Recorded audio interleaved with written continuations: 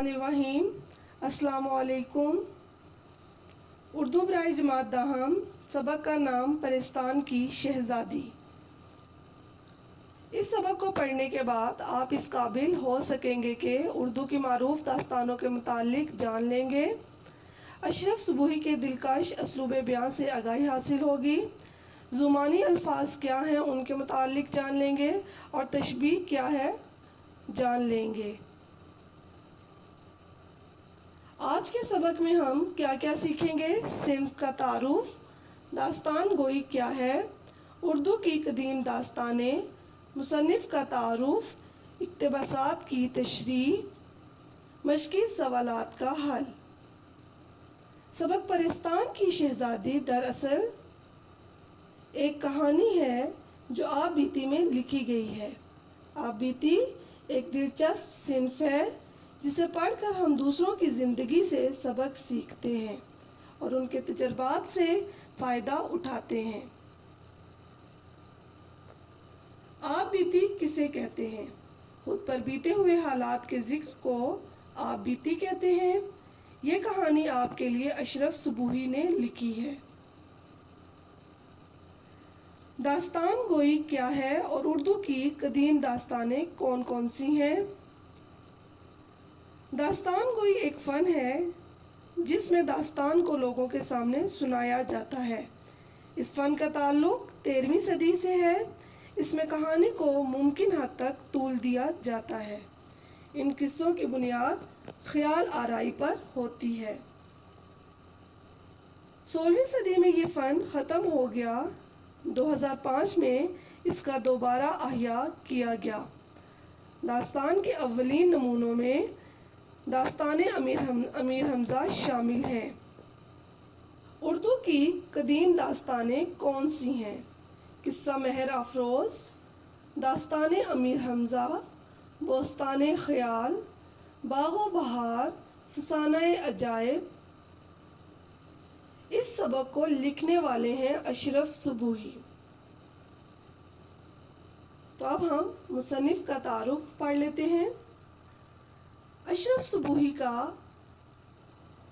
اصل نام سید ولی اشرف اور قلمی نام اشرف صبوحی تھا۔ تو قلمی نام مختصر نام، فرضی نام۔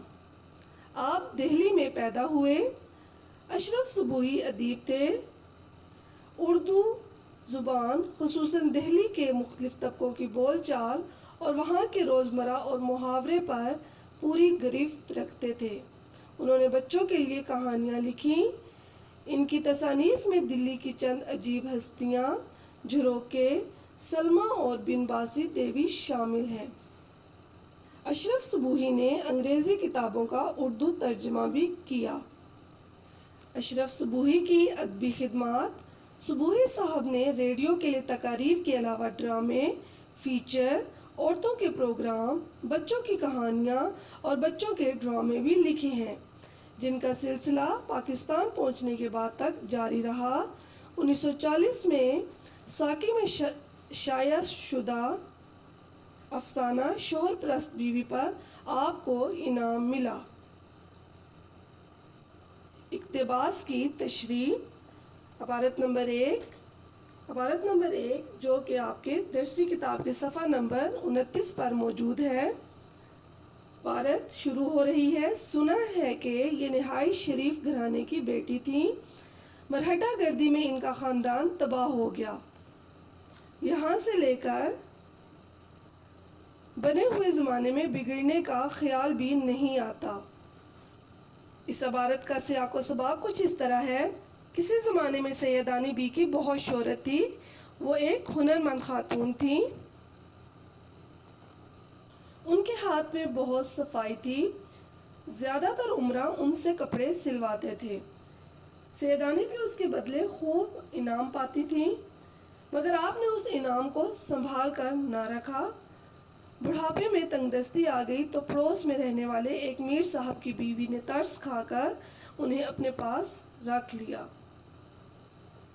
مشکل الفاظ کے معنی: مرہٹہ گردی، مرہٹوں کا ظلم و ستم، بیاہی، شادی شدہ، عیب، برائی، مغلانی، کپڑا سینے والی درزن، بدولت کی وجہ سے رنڈاپا، بیوگی کا دور، بے نیازی، بے پرواہی۔ اس عبارت کی تشریح کچھ اس طرح ہے۔ سیدانی بی کے بارے میں مشہور ہے کہ یہ ایک نہایت شریف گھرانے کی بیٹی تھیں۔ ابھی ان کی شادی کو کچھ برس ہی گزرے تھے کہ ان کے خاوند کا انتقال ہو گیا۔ سیدانی بی نے دوسری شادی کرنے کی بجائے گزر اوقات کے لیے درزن کا پیشہ اختیار کر لیا۔ وہ اس کام میں بہت ماہر تھیں اور اپنی اس کاریگری کی وجہ سے انہوں نے نہایت عمدہ طریقے سے زندگی گزاری۔ انہوں نے خوب دولت حاصل کی، لیکن آپ نے اس دولت کو سنبھال کر نہ رکھا۔ آپ اس دولت کو کھلے دل سے خرچ کرنے والی تھیں۔ یہ بھی نہ سوچا کہ جب وہ کمانے کے قابل نہ رہیں گی تو بسر اوقات کیسے ہوگی۔ پرانے زمانے میں شریف لوگوں میں یہی ایک برائی ہوتی تھی کہ وہ اچھے وقتوں کی قدر نہیں کرتے تھے۔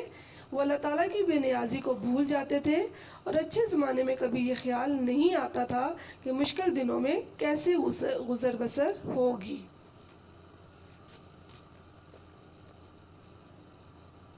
ہماری دوسری عبارت جو کہ صفحہ نمبر 35 پر موجود ہے، اس کی کارسازی کے قربان صدقے مشکل کشا کے عقل نے ایسا کام دیا اور پہلے جوڑے میں واہ واہ ہو گئی، یہاں سے لے کر آخر سارے جوڑے سل بھی گئے اور ٹک بھی گئے۔ مضمون کا نام پرستان کی شہزادی، مصنف کا نام اشرف صبوحی۔ اس عبارت کا سیاق و سباق کچھ اس طرح ہے۔ سیدانی بی کو پرستان کے بادشاہ نے اپنی بیٹی کے جہیز کے جوڑے ٹانکنے کے لیے پرستان بلوایا۔ وہ پرستان میں پہنچ کر حیران پریشان رہ گئیں۔ شہزادی کے جہیز کے لیے جو کپڑے لائے گئے تھے وہ ایک سے بڑھ کر ایک تھے۔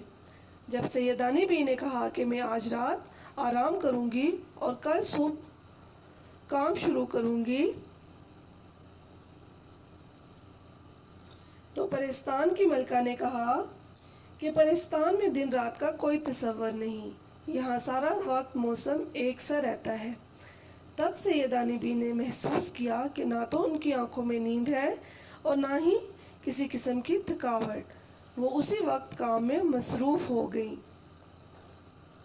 مشکل الفاظ کے معنی: کارسازی، کام بنانا، صدقے، واری جانا، مشکل کشا، مشکل کو حل کرنے والا، مراد اللہ تعالیٰ، واہ واہ، تحسین کا کلمہ، پھول کی طرح کھل اٹھنا، بہت زیادہ خوش ہونا، ہاتھ پاؤں میں گھوڑے لگ جانا، بہت تیزی سے کام ہونا۔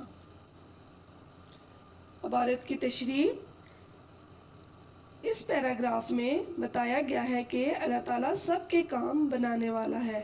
اس کی کاریگری کے صدقے اور قربان جائیے کہ وہ سب کی مشکلیں حل کرنے والا ہے۔ میں نے بڑی محنت سے پرستان کے بادشاہ کی بیٹی کے جہیز کے لیے ایک جوڑا تیار کیا۔ پہلے ہی جوڑے میں ہر طرف سے داد ملی۔ جوڑا دیکھ کر پرستان کی شہزادی بہت خوش نظر آنے لگی۔ جب مجھے اس بات کا احساس ہوا کہ میرا کیا ہوا کام سب کو پسند آیا ہے تو مجھے بہت خوشی ہوئی۔ میرے کام میں ایک دم تیزی آ گئی۔ میں جلدی جلدی ہاتھ چلانے لگی۔ اس طرح جو کام دنوں میں ہونا چاہیے تھا وہ گھنٹوں میں مکمل ہونے لگا۔ کہنے کو تو میری یہ کہانی بہت لمبی ہے۔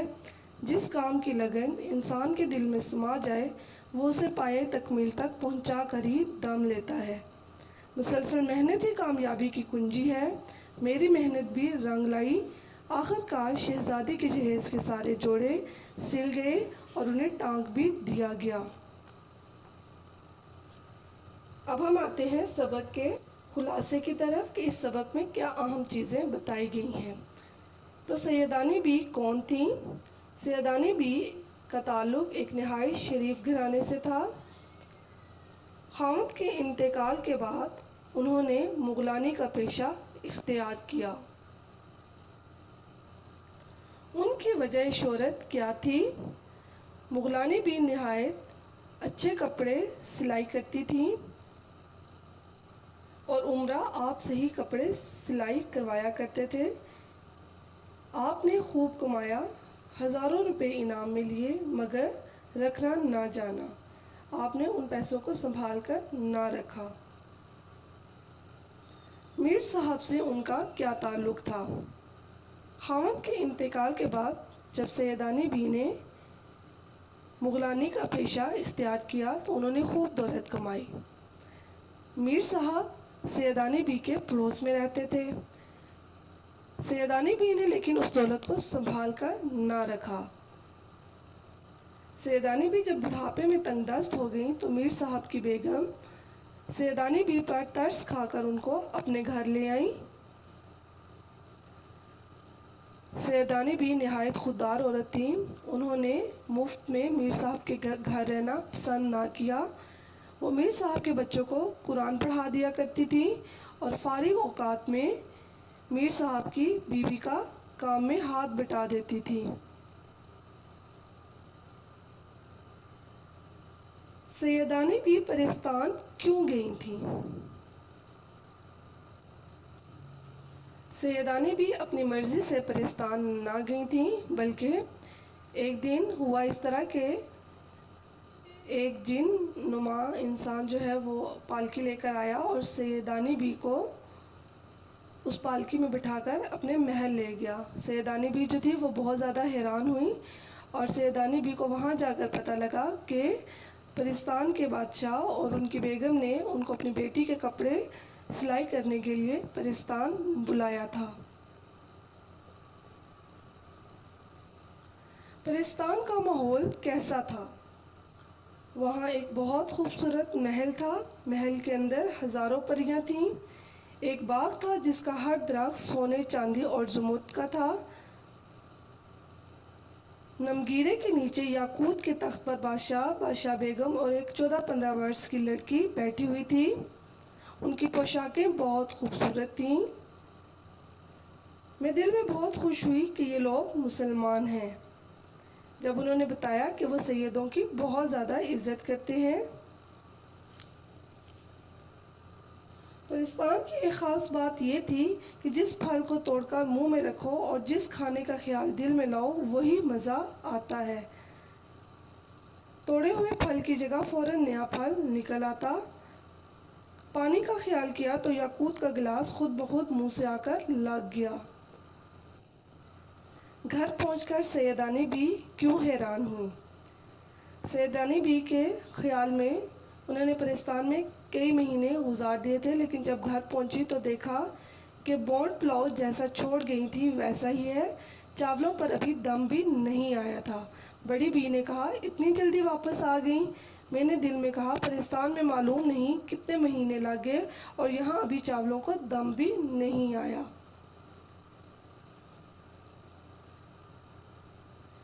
سیدانی بی کو کس بات کا پچھتاوا تھا؟